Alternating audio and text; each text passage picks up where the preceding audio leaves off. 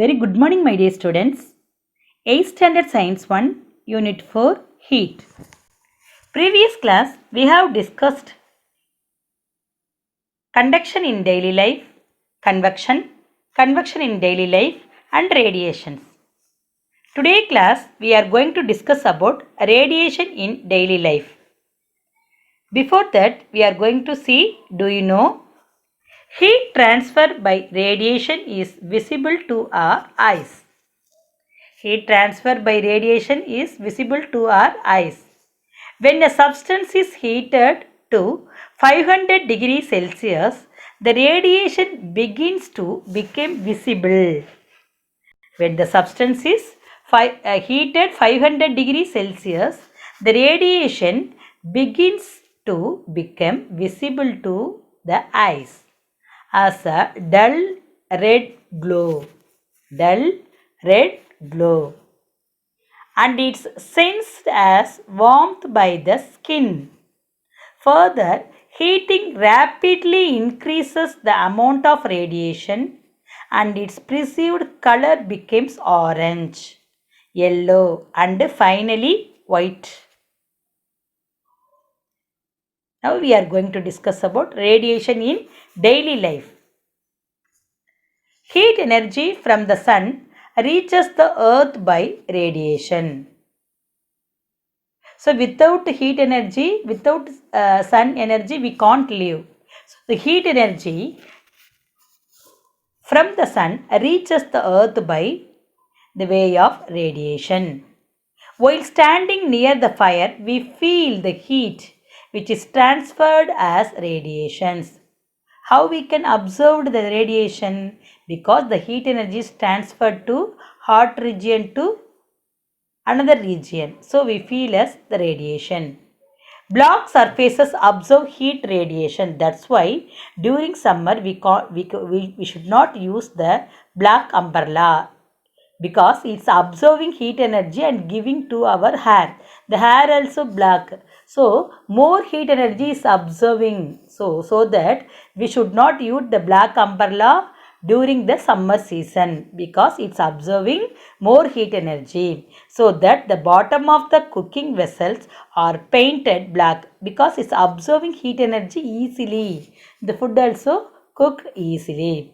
White color reflects heat radiations.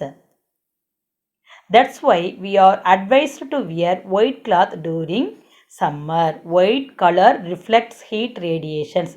Suppose the heat energy absorbed by our dress. Suppose if we are wearing the black color cloth, it's easily absorbing. It's not good for our health.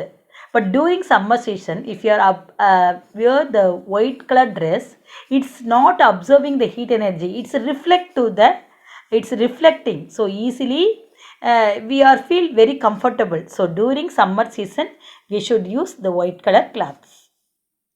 Examples of radiation: fire, heat lamps, and sun. Have you seen many pictures are here? The examples of radiations.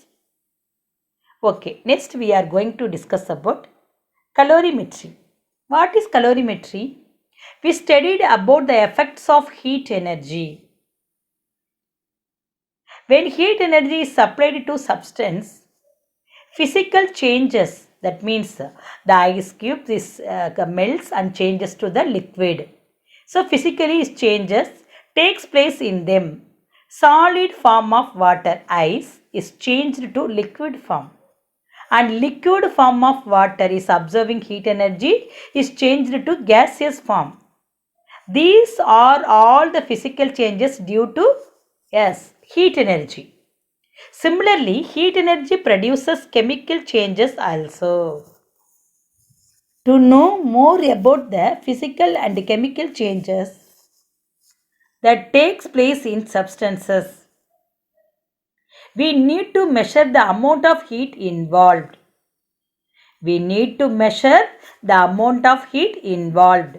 So this technique used to measure the amount of heat involved in the physical or a chemical process is known as calorimeter.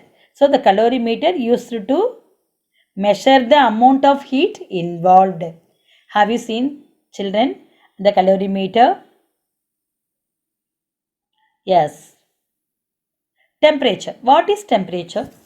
Temperature is a physical quantity which expresses whether an object is hot or cold. You know very well what is temperature. Degrees of hotness and coldness is called temperature. It is measured with the help of, very good children, thermometer. So the mercury level is increasing or decreasing. We should easily analyze the temperature is increasing or decreasing, because that mercury is increasing means the temperature also increased. The mercury is decreased means the temperature also decreased. So thermometer inside some liquid is there, no, that liquid is mercury. There are 3 scales of measure the temperatures are. You have studied in your 7th standard.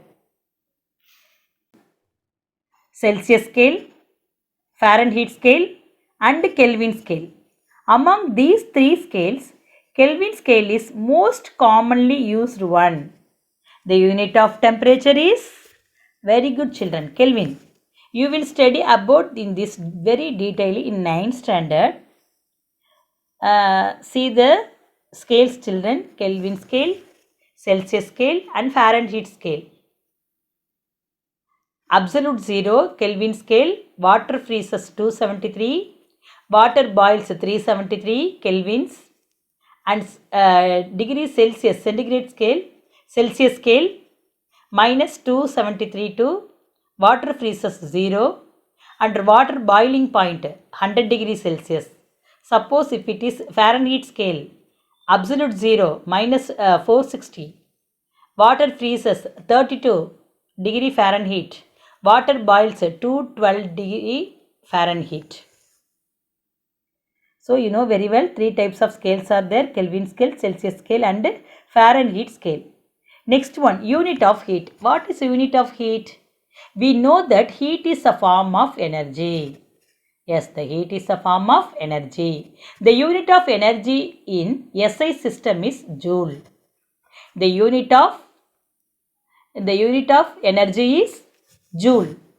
So the SI unit of energy is joule. So heat is also measured in joule. So the unit of heat and energy is joule. It is expressed by the symbol J. The joule first letter we have to take the symbol of energy and heat.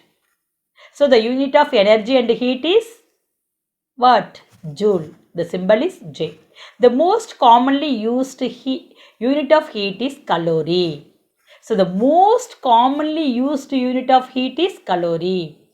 The unit of heat is joule, we know very well, but most commonly used the unit of heat is calorie.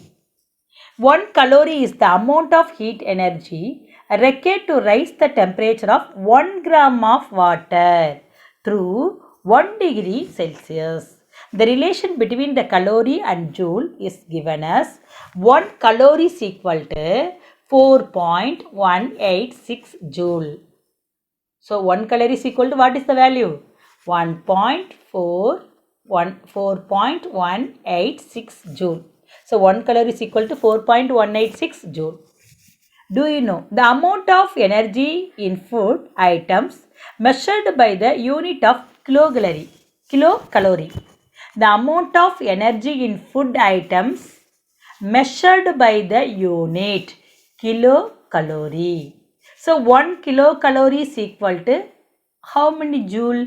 4200 joule. Approximately is not the accurate value. So approximately value. Next we are going to discuss about heat capacity. So through the activity 6 we should understood heat capacity. Take some amount of water and cooking oil in 2 separate vessels. Take some amount of water and cooking oil in 2 separate vessels. Heat them till they reach the particular temperature. Caution. Heat the oil under the supervision of your teacher. Which one is heat first? Water will take more time to get heated. Why? Because in general, the amount of heat energy gained or lost by the substance is determined by the three factors. 1. Mass of the substance. You know very well, the density of oil is thick compared to the water. So, the mass of the substance. Change in temperature of the substance. Nature of the material of the substance. So, the amount of heat energy gained or lost by the substance is determined by the three factors. Different substances require different amount of heat energy, right? Different substances require different amount of heat energy to reach a particular temperature. This nature is known as heat capacity of a substance. So, different temperature required to reach the particular temperature for both oil and water. Heat capacity is defined as the amount of heat energy required by a substance to rise its temperature 1 degree Celsius or 1 Kelvin. It is denoted by the symbol of C. That means heat capacity symbol here C. So the formula of heat capacity, amount of heat energy required, the symbol is capital Q, divided by rise in temperature, because changing in temperature, the temperature, final temperature T2 minus initial temperature T1. So the change in temperature we should take delta T. So delta T, amount of heat energy required, capital Q, divided by rise in temperature delta T. Therefore, C dash equal to Q by delta T. That means amount of heat energy required divided by rise in temperature. So heat capacity symbol is C dash. So C dash equal to, so amount of heat energy required Q divided by rise in temperature. The unit of heat capacity is calorie by degree Celsius. In SI system, it is measured in joule by Kelvin. That means joule Kelvin minus 1. Thank you children. We will meet at next class.